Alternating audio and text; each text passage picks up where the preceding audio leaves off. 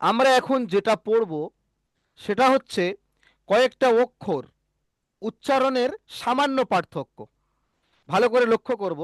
আমরা আগে পড়েছিলাম বায়ের পরে দেখেন উপরে এক দুটো নোক্তাওয়ালা যেটা ছিল, তার নাম এটা কি বলেন তো ভাই? তা। তা তা মাশাআল্লাহ। তা তা। এটা হলো তা। এটা হলো তা। আর তার পরে যেটা আছে এটা হলো ত। এটা কি? ও। ত। তাহলে ভালো করে লক্ষ্য করেন, দুটো অক্ষরের মধ্যে পার্থক্য তাহলে কতটুকু হলো? একটা তা, একটা ত। সামান্য উচ্চারণের পার্থক্য। একটা মুখ হা হয়ে যাচ্ছে, একটা মুখ গোল হচ্ছে। তায়ের ক্ষেত্রে মুখ হা হচ্ছে তা, আর তয়ের ক্ষেত্রে মুখ গোল হচ্ছে ত। বুঝে এসছে? ও। আ। জি। বলেন, আপনারা বুঝতে পেরেছেন কি আগে বলেন? জি জি জি। হ্যাঁ। মাশাআল্লাহ। তাহলে এই দুটো অক্ষরের আওয়াজের পার্থক্য বুঝে এসছে, উচ্চারণের পার্থক্য। জি। জি।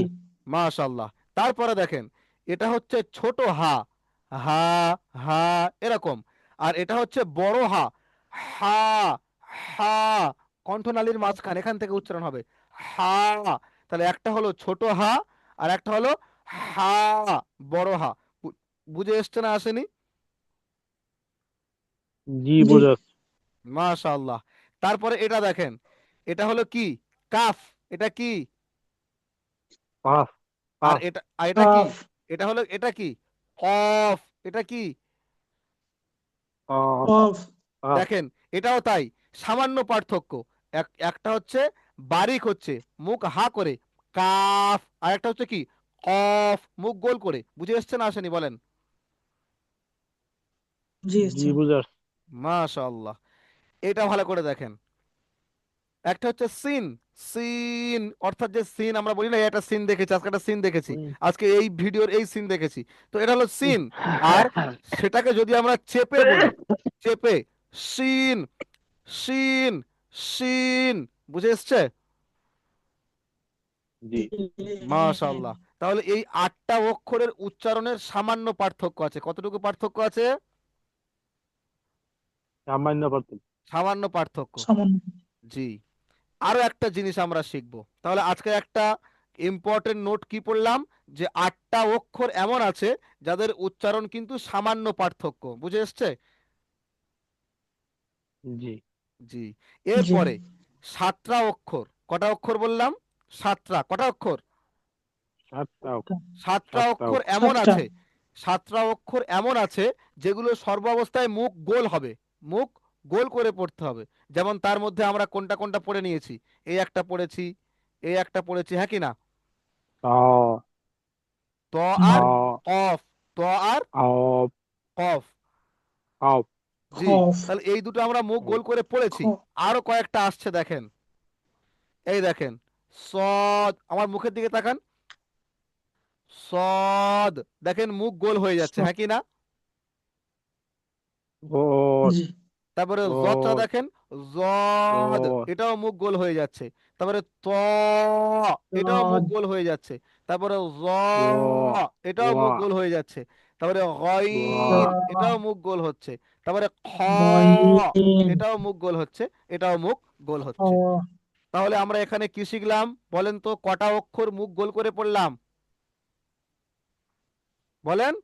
সাতটা। সাতটা কটা? অক্ষর। সাতটা। সাতটা অক্ষর। সাতটা। সাতটা। সাতটা অক্ষর মুখ গোল করে পড়লাম। আর আর তিনটে অক্ষর এমন আছে যেটা কখনো মুখ গোল করে পড়তে হয়, আবার কখনো মুখ হা করে পড়তে হয়। সেটা যখন আসবে তখন বলে দেবো। অক্ষর তিনটে মনে রাখেন। একটা অক্ষর হচ্ছে আলিফ, একটা অক্ষর হচ্ছে লাম, আর একটা অক্ষর হচ্ছে র। এই তিনটে অক্ষর কখনো মুখ গোল করে হবে, আবার কখনো মুখ হা করে হবে। বুঝে এসছে? জি বুঝে আসছে। জি। জি। তাহলে আজকের আমরা শিখলাম গুরুত্বপূর্ণ কয়েকটা জিনিস। প্রশ্ন করব কালকের আমি, কালকের আমি প্রশ্ন করব যে আহ, বলেন তো ভাই আরবি অক্ষর কয়টি? আপনি তখন আমাকে বলবেন আরবি অক্ষর 29টি। আমি আপনাকে জিজ্ঞেস করবো বলেন তো ভাই কটা অক্ষর মুখ গোল করে পড়তে হয়? আপনি তখন বলবেন 7টি। আমি আপনাকে জিজ্ঞেস করব কটা অক্ষরের মধ্যে সাতটি। সামান্য পার্থক্য আছে? আপনি বলবেন 8টি। আমি আপনাকে জিজ্ঞেস করব কটা অক্ষর কখনো মুখ মুখ গোল করে হয় আবার কখনো মুখ হাঁ করে হয়? তখন আপনি বলবেন 3টে অক্ষর, আলিফ, লাম, র। তাহলে আমরা এখানে এই ইম্পর্টেন্ট 4টে শর্ট কায়দা জেনে নিলাম। ভাই বুঝে এসছে না আসেনি বলেন যতটুকু পড়িয়েছি? বুঝে আসছে ইনশাল্লাহ। সাদিকুল ইসলাম ভাই বুঝে এসছে?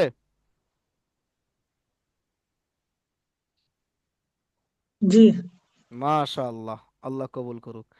আচ্ছা, তাহলে আজকের আমরা আলিফ থেকে নিয়ে ইয়া পর্যন্ত অক্ষরটা চিনে নিয়েছি।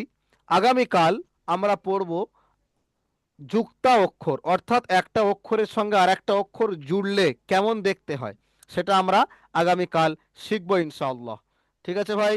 তো কেউ মিস করব ইনশাল্লাহ। না। সঠিক ইনশাল্লাহ। সময় আপনি দেখবেন 8টা ইনশাল্লাহ। বাজে, তো 8টার সময় লিঙ্ক যাবে, না 1 মিনিট আগে না 1 মিনিট পরে। যদি কোনো কারণবশত কোনো একটা কারণ এসে যায়, সেটা আপনারা গ্রুপের মধ্যে এলান পেয়ে যাবেন যে আজকের ক্লাসটি 2 মিনিট আগে হবে, কি আজকের ক্লাসটি 5 মিনিট পরে হবে, কি আজকের ক্লাসটি ছুটি দেওয়া হয়েছে পরের দিন করিয়ে দেওয়া হবে। তো এই এলানটা আপনারা গ্রুপের মধ্যে পেয়ে যাবেন। এরকম সচরাচর হয় না। যদি কখনো কোনো কারণে কোনো টেকনিক্যাল ইস্যু চলে আসে, যদি কোনো কারণে এই এখন যেহেতু কম্পিউটারের বিষয়, কোনো কারণে যদি কোনো টেকনিক্যাল ইস্যু চলে আসে, তো সেটা আপনাদেরকে গ্রুপের মাধ্যমে জানিয়ে দেওয়া হবে। দরকার পড়ে মোবাইল দিয়ে আমি ক্লাস করিয়ে নেব। বুঝতে পেরেছেন প্রত্যেকে? ইনশাল্লাহ। জি জি, হুজুর। ক্লাস মিস হবে না। যদি কোনো কারণবশত ক্লাস মিস হয়, হয়তো 10 মিনিট পরে হতে পারে, তো সেই ক্লাসটা আমি নিজে থেকে মোবাইল থেকে করিয়ে দেবো যেখানে থাকি না কেন। বুঝে এসছে ভাই? যেহেতু আমি একা মানুষ, এই ইনশাল্লাহ। একাডেমিটা নতুন তৈরি করেছি। এখানে আমার আব্বাজি এবং আরও একটা শিক্ষক রয়েছে, আমরা তিনজনেই এখানে বর্তমানে পড়াচ্ছি। তো তিনজনের সঙ্গে আপনাদেরকেও পরিচয় করিয়ে দেবো ইনশাআল্লাহ। আর আরও একটি কথা, যদি কোনো ছাত্র ভাই আরও থেকে থাকে, তাহলে যদি পড়তে চায় তাদেরকে বলবেন, যেহেতু 15 তারিখে আমাদের ক্লাস লঞ্চ হবে, 15 তারিখ থেকে আমরা নতুন করে আপনাদের যে শুরু থেকে পড়ালাম, 15 তারিখ থেকে আবার সেই শুরু থেকে একবার রিভাইজ দিয়ে দেব। তো যেহেতু 15 তারিখে আমাদের মেন কিতাব শুরু হবে, অর্থাৎ ক্লাস ভালো করে শুরু হবে, আরও ভালো করে চলবে একদম পারফরমেন্সের সঙ্গে। এখন অনেকে আসতে পারছেন, জয়েন হতে পারছেন না। তো যদি কেউ পড়তে চায় সেগুলো তাহলে একবার বলে দেবেন যে তাড়াতাড়ি ভর্তি হয়ে যাওয়ার জন্য। বুঝতে পেরেছেন?